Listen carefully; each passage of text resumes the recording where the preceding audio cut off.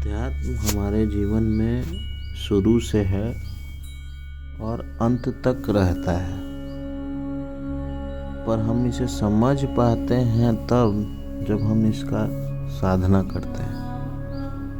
तो हम लोग जाने अनजाने में हर कोई ज्ञानी अज्ञानी जैसा भी पुरुष हो महिला हो वो अध्यात्म ही करते रहता है, पर हम ये चीज़ से अनजान रहते हैं कि हम अध्यात्म कर रहे हैं। अध्यात्म करने से होता क्या है कि अध्यात्म करने से हमें सहज अवस्था प्राप्त होती है। सहज अवस्था प्राप्त करना ही अध्यात्म का उद्देश्य है, और सहज अवस्था प्राप्त होते ही हमारे सुख दुख हर चीज़ों से हम निकल जाते हैं। तो तमाम जो डायरेक्शन है अध्यात्म के, चाहे वो ज्ञान योग हो या कर्म योग हो, ध्यान योग हो, भक्ति योग हो या अन्य कोई सी भी पद्धति जो अध्यात्म की प्रकाष्ठा तक पहुंचाता हो, उन सब का मूल मंत्र यही है कि आप ये समझ जाइए कि आप ही सब चीज़ हैं। और आप ही सब चीज़ हैं इसका मतलब कि हम सहज अवस्था में अवस्थित हैं। तो सहज अवस्था जितना आसान है उतना ही समझ पाना मुश्किल। हम जिस परिस्थिति में सहज रहते हैं, कहने का मतलब ये है कि अगर हमारे जीवन में दुख आ रहा है तो थोड़े से दुखी हो गए, सुख आ रहा है तो थोड़े से सुखी हो गए, पर हम कैरिड अवे नहीं हुए, हम उसी में नहीं रह गए। सुख आ रहा है तो सुख की कामना निरंतर सुख में है, ऐसा नहीं है। सुख और दुख से परे एक चीज होती है, वो है आनंद। और वो आनंद तब प्राप्त होता है जब हम ईश्वर को समझने लगते हैं। और आनंद हमेशा से है, न यह कभी गया था न यह कभी जाएगा। पर हमारे मूलभूत संरचनाओं से जनित जो संस्कार है, उस संस्कार के कारण हम अपने आप को इन सब चीज़ों में फंसा लेते हैं। बहुत सारा चीज़ हम अच्छा भी सीखते हैं और बहुत ऐसा भी चीज़ है जो हम बिना काम का सीखते हैं, तो उसका हमारे जीवन में कोई रोल नहीं है। ये सहज अवस्था सुंदरकांड में तुलसीदास जी ने भक्ति योग के अनुरूप जो बताई है, हनुमान जी उसके लीड कैरेक्टर हैं। हनुमान जी को सहज अवस्था प्राप्त है। वो किसी भी परिस्थिति में न घबराते हैं न खुश होते हैं। जब वो इतना हरकुलियन टास्क करने जा रहे थे, जो सीता जी का पता लेके आना था, तो समुद्र को पार करना था, पहाड़ इतने सारे थे सबको पार करना था, और बीच में इतने सारे टेस्ट थे, वो टेस्ट भी देना था। उन टेस्टों को देने में भी वो नहीं घबराए, और वो आराम से एक बाई एक करके, मतलब एक एक करके उन्होंने सब में सफलता हासिल की और सीता जी का खबर लेके रामचंद्र जी को बतला दिया। दूसरा कि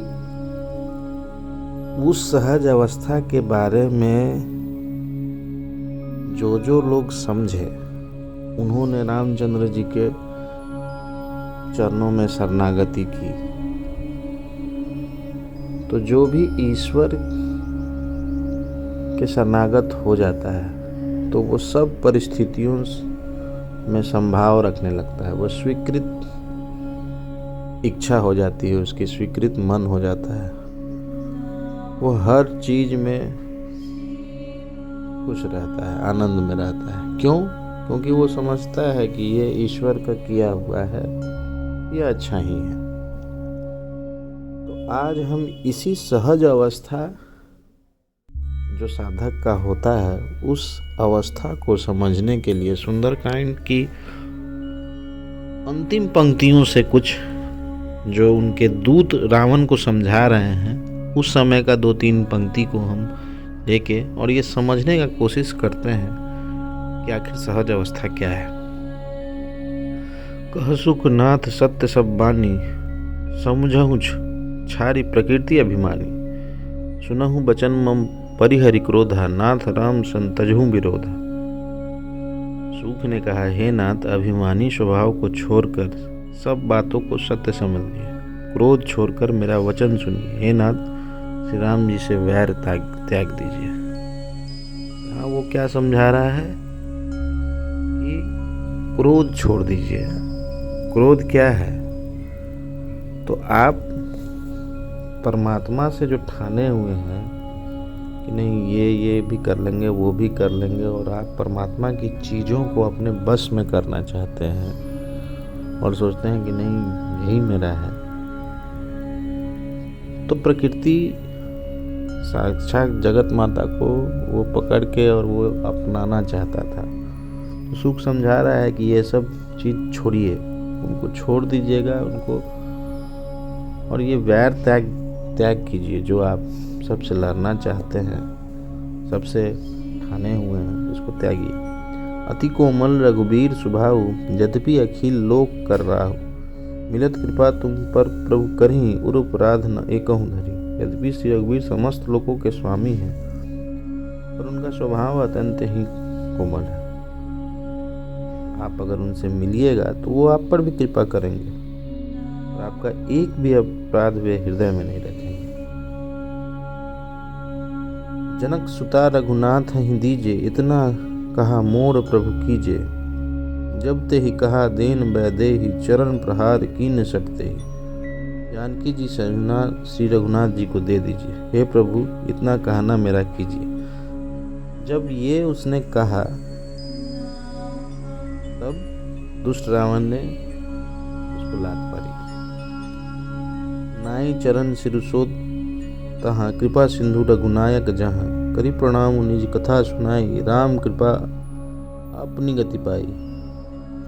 वो अभी विभीषण की भांति चरणों में सिर नवाकर वहीं चला जहाँ कृपा से सागर श्री रघुनाथ जी थे। प्रणाम करके उसने अपनी कथा सुनाई और श्री राम जी की कृपा से अपनी गति पाई। ऋषि अगस्त की साप भवानी, राक्षस भयु रहा मुनि ज्ञानी। बंदी राम पद 12 मुनि निज आश्रम कहूँ पग उधार। शिव जी कहते हैं, हे भवानी, वह ज्ञानी मुनि था, अगस्त ऋषि के साप से राक्षस हो गया। बार बार श्री राम जी के चरणों की वंदना करके वह मुनि अपने आश्रम पर चला गया। ये तो अर्थ है, शाब्दिक अर्थ है। अब इसमें सहज अवस्था क्या है? सहज अवस्था के बारे में सूक चलने की कोशिश कर रहा है। वो राह पे लास्ट समय जो रावण का दूत था सूक, वो चलने की कोशिश कर रहा है। चलने की कोशिश करने में पहला पॉइंट वो रखता है, रावण को बताता है कि अभिमान छोड़िए, वैर त्याग कीजिए और जानकी जी को, रामचंद्र जी को सौंप दीजिए और माफ़ी मांग लीजिए। उसके बाद आपने क्या किया है क्या नहीं किया है वो कोई मायने नहीं रखता, आपको श्री रामचंद्र जी माफ़ कर देंगे। इतना उसका गूढ़ विश्वास था।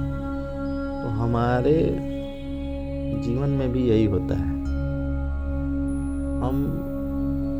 हम सब से जाने अनजाने में कुछ गलत कार्य हो जाता है।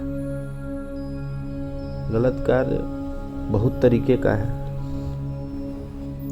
तो अगर गलत कार्य हो गया और आपको अगर उस चीज़ के बारे में पता चल गया तो ईश्वर से माफ़ी मांग के और कहिए कि ठीक है, अब जो तुम्हारा कार्य है उस कार्य के अनुरूप हम रहेंगे, हम तुमसे माफ़ी मांगते हैं।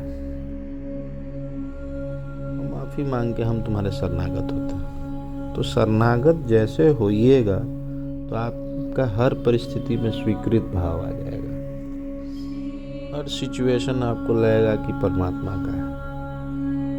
हर सिचुएशन में आपको लगेगा परमात्मा मेरे लिए कुछ अच्छा कर रहे हैं, चाहे वो सुख हो चाहे दुख हो।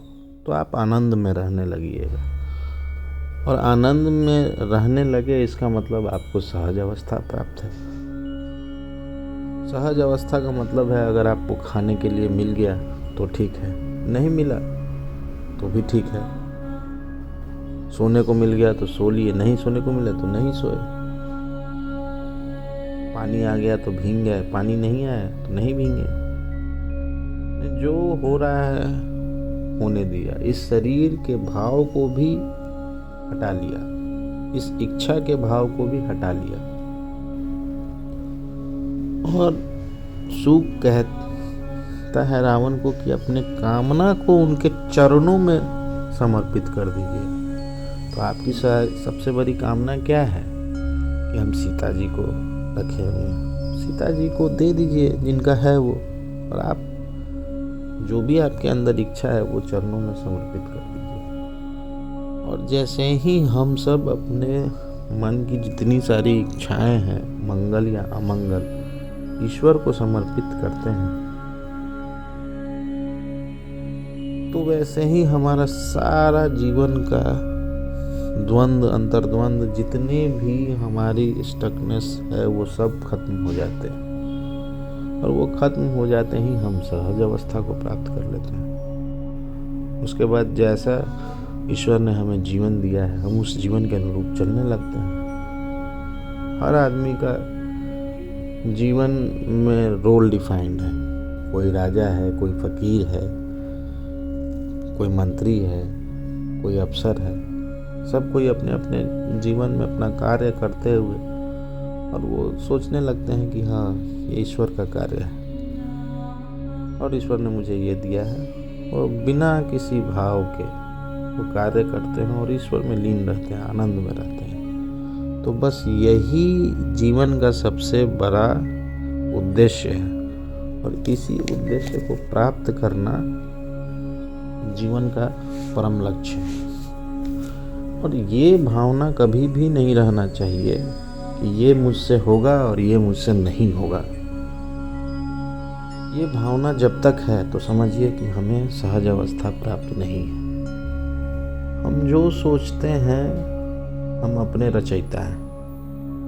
ईश्वर ने हमें वही बतलाने के लिए ये जीवन दिया है। तो सहज अवस्था प्राप्त करने की जो कोई भी विधि आप जानते हैं, शरणागत होके या स्वीकृत भाव से या ज्ञान योग से या कोई क्रियाओं से, कर्म योग से, जो भी आप जानते हैं, आप जैसे उस अवस्था को रीच कर लेते हैं, आप अध्यात्म को समझ जाते हैं।